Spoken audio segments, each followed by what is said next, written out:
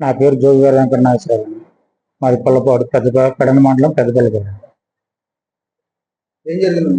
జరిగిన విషయము, మా బాబు కాలేజీలో మా బాబుని దింపొచ్చేస్తానంగా పక్కన నుంచి పొని మాడుకుంటుండగా వాళ్ళు పేరు చెప్పమంటారు. వాళ్ళు జోగి శాంతిని, జోగి దీపిక అన్న అమ్మాయి స్కూటీ వేసుకెళ్తా మా బాబుని గుద్ది పక్కన పడిపోయి జరిగింది. అంతే. మా బాబు వచ్చాడు, ఆయన వాళ్ళు వెళ్ళిపోయారు. అక్కడ ఇంకేం లేదు. తర్వాత వచ్చి మా బాబు మీదకి మా నందమూరి షాపులో మా షాప్ తీసుకుని షాప్ మీదకి వాళ్ళ డాడీ వచ్చి ఫైట్ చేసి చంపేస్తానని చెప్పి, అదే ఆయన ఒక్కడేనండి వచ్చి ఫైట్ చేసి దాన్ని కుట్రగా చేసుకుని కర్రలు రాడ్లు సాయంత్రానికి వాళ్ళు ఇది పనుకుని ప్లాన్ చేసుకుని సాయంత్రానికి మమ్మల్ని అందరినీ కూడా ఇంట్లోకి వచ్చి దుమ్మిగా కొట్టారండి. జోగి అశోక్, జోగి కిషోర్, జోగి కామేశ్వరరావు, జోగి వాళ్ళ పిల్లలు, భార్య పిల్లలు అందరూ మొత్తం 13 ఉన్నారు. మాకు ఇదేండి హ్యాండ్ల మీద ఒళ్ళు అంత మొత్తం కాలు ప్యాచరీ. మా పాపకి అయితే హ్యాండ్ తిరిగింది, తలక తగిలింది. మా బాబుకి తగిలింది, మా బాబుకి ఇక్కడ దెబ్బలు తగిలింది. మా బాబుకి నెత్తి మీద బదులైంది. వెనకాల ఒళ్ళంత దెబ్బలు, ఈ కొంత దెబ్బలు మొత్తం. మా భార్య అక్కడ నవరకొంత తగిలింది, బ్లడ్ వచ్చింది మొత్తం అంత ఎంఎస్లో. ఈ రోజుకి 11 రోజుల నుంచి మేము హాస్పిటల్లోనే ఉన్నాం. ఇక్కడ పోలీసులు ఎంక్వైరీలోకి వెళ్ళారు. మేము హాస్పిటల్లో ఉన్నాం, మేము చేస్తామన్నారు. జరిగిన విషయాలు అయ్యి చెప్పాము, అంతా మా బాధ అంతా చెప్పుకున్నాము.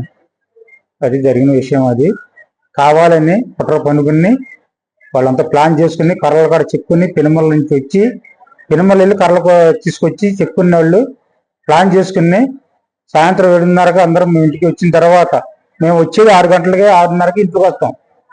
మేము వచ్చిన తర్వాత మా బాబు నేను వచ్చిన తర్వాత వాళ్ళందరూ వచ్చి గేటు పక్కలు కొట్టుకుని మా దొడ్లోకి వచ్చి మా అందరినీ కూడా నల్లగొట్టి చిత్రహింసలు చేసి ఎవరన్నా వస్తే చంపేస్తామని బయట వాళ్ళని కూడా బెదిరించి ఇంత హింసలు పెట్టారు. గతంలో మాకు గొడవలు ఏమీ లేవండి. పార్టీ అసలు మాకు సంబంధం లేదు. నేను సోడా పని పెట్టి బతుకుతాను. మా అబ్బాయికి మొన్న షాప్ పెట్టించాను. మా పాప చదువుకుంటుంది. మా ఆడోళ్ళేమో గ్యాస్ చూసుకుని మేపుకుంటా ఉంటారు. మేము నలుగురం కూడా ఇంటి దగ్గర ఎవరు ఉన్నామండి. సాయంత్రం 6-7 గంటలకే చేరుకుంటాం. మళ్ళీ 8 గంటలు బయటికి కూడా వెళ్ళాం. 8 గంటలు 8:30కి మళ్ళీ తెలిసి చూస్తాం. ఒక అరగంట మళ్ళీ పడుకుంటాం. మళ్ళీ పొద్దున్న లేస్తాం, మా పని మేము చేసుకుంటాం, వెళ్ళిపోతాం. మా పని ఇదండి. మొన్న వచ్చారు, అప్పుడు ఆ రోజు ఏం రాలేదు. అంబులెన్స్ కి దేవ సుబ్రహ్మణ్యం గారు ఫోన్ చేశారు. రామారావు గారు, జోగి రామారావు గారు వాళ్ళిద్దరే వచ్చారని ఎవరు రాలేదు. వాళ్ళిద్దరూ అంబులెన్స్ ఫోన్ చేసి మమ్మల్ని అంబులెన్స్ లో పంపించి ఇక్కడికి వాళ్ళు ఉన్నారు. వాళ్ళక్కడ వార్నింగ్లు ఇచ్చి మీరు వస్తే మిమ్మల్ని గారు చంపేస్తామని చెప్పి వాళ్ళక్కడ వార్నింగ్లు ఇచ్చారు. ఫోన్లు చేసి అంతా డుమ్మిగా కొట్టారు. అది జరిగింది. సర్జరీ చేశారు. చేతికి సర్జరీ చేసి సోమవారం సర్జరీ చేశారు. మొన్న ఐసీలో పెట్టారు. ఈ రోజు ఇక్కడికి పెట్టారు. ఈ రోజు ఏం సార్, మాకు న్యాయం కావాలి సార్. న్యాయం చేసి మీరు ఏం చేస్తానంటే అది చేయమని చెప్పి నేను కోరుకున్నాను. మా వల్ల ఏమి కాక మేము హాస్పిటల్ పుట్టిన వాళ్ళు మీరు ఏం పోయి శిక్షిస్తారన్నది చెప్పి చేస్తారని చెప్తాను. మీరు న్యాయం చేయమన్నారు. నాకు న్యాయం కావాలంటే. జోగిలక్ష్మి దుర్గా. నేను ఇంజనీరింగ్ కాలేజ్ లో first year diploma EC group చదువుతున్నాను. అయితే మండే మార్నింగ్ కాలేజీలో మా అన్నయ్య దించి వస్తాడు. రోజు మండే మార్నింగ్ కాలేజీలో దించి మా అన్నయ్య వస్తుండగా మా ఇంటి పక్కన అశోక్ వాళ్ళ పిల్లలు ఇద్దరు స్కూటీ వేసుకుని వస్తారు. వాళ్ళు స్కూటీ వేసుకుని వస్తుంటే వాళ్ళకి చిన్నపిల్లకి స్కూటీ రాదు. అంటే నాతో పాటు చదివిద్ది. తనకి స్కూటీ రాకపోతే తనకి స్కూటీ రాదని తెలిసి మా అన్నయ్య వెళ్లేదారిలో సైడ్ కి ఆగిపోయాడు. ఇక్కడ 4 అక్కలు రోడ్డు అంతా వస్తున్నారంట. బాగా రోడ్డు రష్ గా ఉంటది. వస్తుంటే స్లో అయినట్టు అయ్యి మా అన్నయ్య మీదకి వచ్చేసి మా అన్నయ్య క్యాన్లకి తగిలి రోడ్డు మీద పడిపోయారు ఇద్దరు పిల్లలు. పడిపోగానే వాళ్ళ ఏంటమ్మా ఆగున్నావని గుద్దేసి మళ్ళీ లేచి మమ్మల్ని అంటే వాళ్ళ పెద్ద పిల్ల పైకి లేచి ఏంటమంతు మా చెల్లికి బండి తోలటం రాదని తెలుసు కదా, ఇంకా కొంచెం పక్కకు ఉండొచ్చు కదా అని అందే. ఇంకెంత పక్కకు ఉండాలి, నేనే స్తంభానికి వెళ్ళి గుద్దుకున్నాను, మమ్మల్నే గుద్దేసి మమ్మల్నే తిడుతున్నారు, నేను కాబట్టి ఊరుకున్నాను, అదే ఇంకొకరైతే ఊరుకోరమ్మా, ఇంటి పక్కన కాబట్టి పొద్దున్నే వెళ్తే మోకాలు చూసుకోవాలి అని అన్నాడు. ఇంకా అక్కడ నుంచి వాళ్ళు బండి లేపుకుని వెళ్ళిపోయారు. మా అన్నయ్య వచ్చేసాడు. మా అన్నయ్య డీజే షాప్ ఉంది నందమూరి సెంటర్ లో.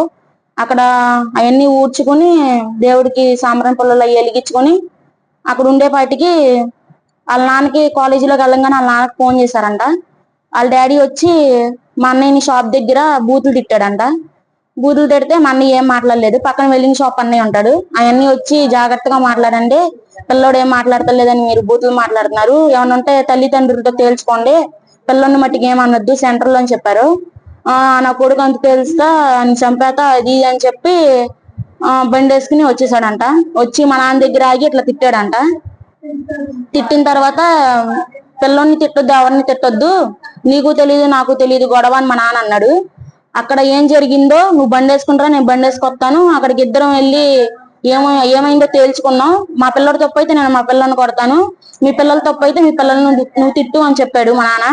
సర్లే అని చెప్పి మా నాన్నే రారా నా కొడక అని చెప్పి రమ్మన్నాడు. మా నాన్న బండి వేసుకుని వెళ్ళాడు. ఆ అబ్బాయి బండి వేసుకొచ్చేపాటికి అశోక్ వాళ్ళ అమ్మ వచ్చి అయిపోయింది అయ్యా, మా పిల్లలదే తప్పు, ఇంకెందుకులే గొడవలు అని చెప్పి వెనక తిప్పి పంపించేసింది.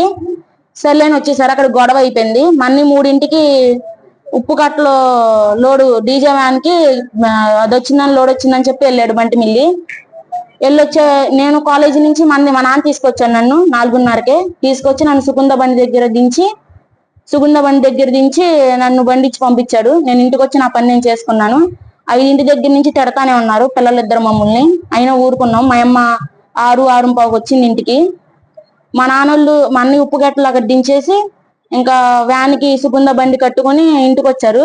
సుగంధ బండి పైకి ఎక్కించుకుని 7 అయింది వాళ్ళు వచ్చేపాటికి. సుగంధ బండి పైకి ఎక్కించుకుని వ్యాన్ అక్కడ పెట్టి వ్యాన్ మీద అదే పరదా కప్పి లోనికి వచ్చారు. ఇంతలో బూతులు తిట్టుకుంటా రండే రోడ్డు మీదకి రండే అంత తెలుస్తాం అది ఇది అని కర్రలో రాడ్లు ఇచ్చుకుని అక్కడికి నేను గేట్ వేసాను కిందదే.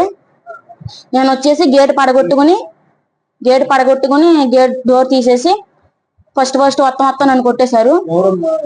జోగి అశోక్, కిషోర్, కామేశ్వరరావు వాళ్ళు పిల్లలు కూడా అందరు వచ్చేసారు. వాళ్ళ అమ్మ సూరమ్మ వాళ్ళ అమ్మ మొత్తం 13 మందో 15 మంది ఉన్నారు. వచ్చేసి కొట్టేసి మమ్మల్ని పడదోసేస్తే నన్ను పొట్టలో పొడి చేసి వసారులోకి వచ్చి నా ఫోన్ ఒకటి ఎత్తిపోయారు.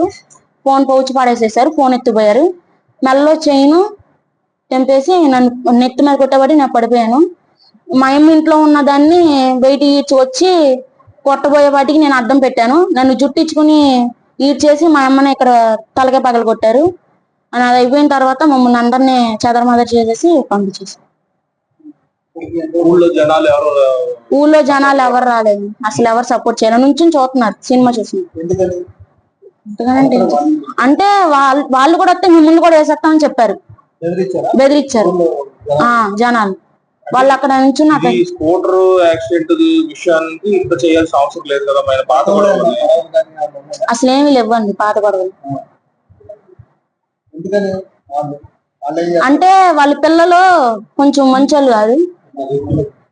వాళ్ళ విషయాలు ఏమన్నా నేను చెప్పేస్తున్నాను, జారేసేస్తున్నాను వాళ్ళు ఏమన్నా మ్యాటర్ లో అని చెప్పి నన్ను కొట్టేయాలని చెప్పి ఇంకా కొట్టేశారు. మా అన్నయ్య కూడా చూస్తున్నాడుగా, కొట్టేశారు.